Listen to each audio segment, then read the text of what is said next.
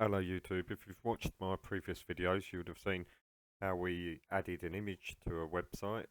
We created hyperlinks to new pages going backwards and forwards, but in this new video I'm going to show how you create a Mysql database where you can store data from which a user on your website can fill out a form and it stores it in a database.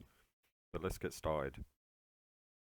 Firstly, you log into Cpanel and you will come across a screen that looks like this. There's plenty of options here. On the second row down, you come to an option that says Mysql databases. So if you click this,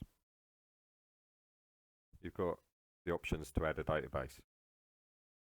So if you follow along and copy what I do on this page, we'll soon have a database created.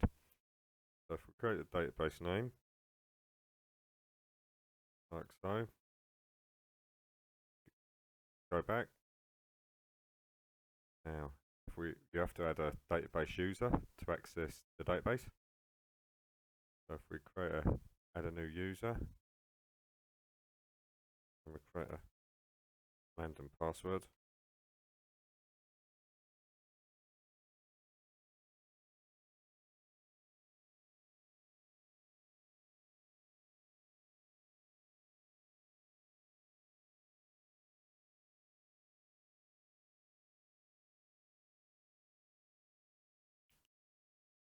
And create user. It says you have successfully created a MySQL user named da da da da da da. Please note I'll delete this user after I've made this tutorial. Go back, and now right down the bottom, this bit's very, very important. You need to add the user to the database. So you click add. Now it's always best that you tick the permissions you want to give the user. These are like you can allow the user to delete stuff, insert stuff, select stuff, etc. So it's best always to just tick all privileges and make changes.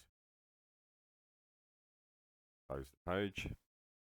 Right, so if you go back to your main Cpanel page, you've now created a database, which you can see here. Privileged users appear here. And if you go back to Cpanel main page again, to access your database, click this little link here that says PHP My Admin. Click that, and it will fire up this page, which looks complicated at first, but it really ain't that complicated at all. So if you click this one here, this is your database. But as there's no tables or anything like that in there, we can do that in a new video, which will show you how to create tables and how to store data. Thank you for watching. If you like my content, please subscribe. I'll be bringing out more videos with little tips, tricks and codes to help making your website better. Please subscribe. Thanks for watching.